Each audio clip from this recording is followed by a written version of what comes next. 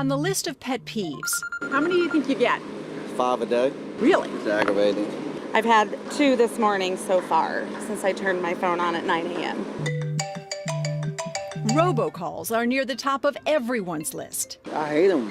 Man. But, I have to answer my phone because I'm a musician and I get gigs, so I have to answer. According to federal stats, Americans receive 2.6 billion robocalls a month. A month. And they're getting harder to ignore. And they use like the first 6 digits of my number, so it gets very annoying. That's called spoofing, and they can even spoof your entire number.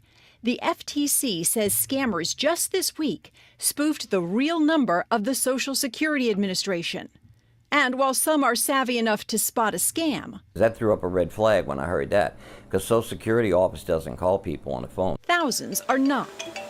According to the FBI, 3/4 of all economic crimes start with calls. The reason of this call is to inform you that IRS is filing lawsuit against you. That IRS scam?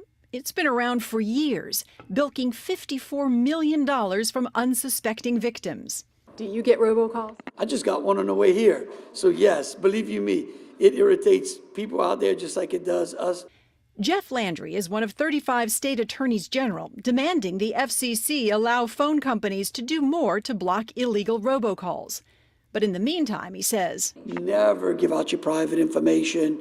Never agree to give a credit card over the phone. in fact, the best thing to do is hang up. If you engage in conversation, it lets the telemarketer know it's a live number, and they may share it with others. You can also add your number to the federal Do Not Call list at donotcall.gov.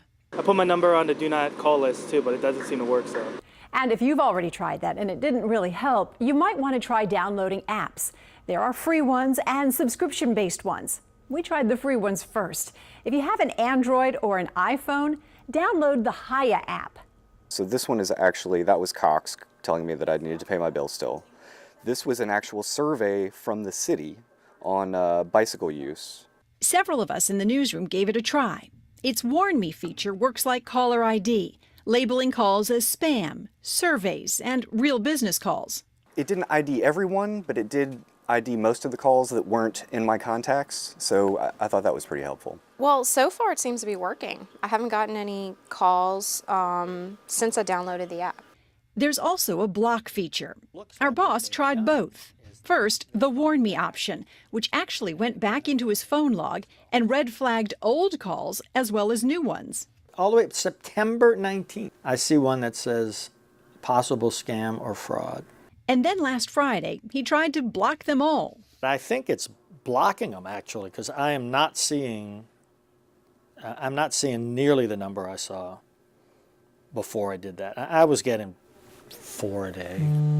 But if you're still having troubles after trying the free apps, there are others out there.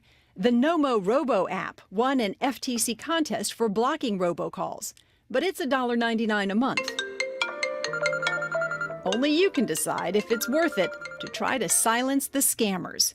Karen Swenson, Eyewitness News.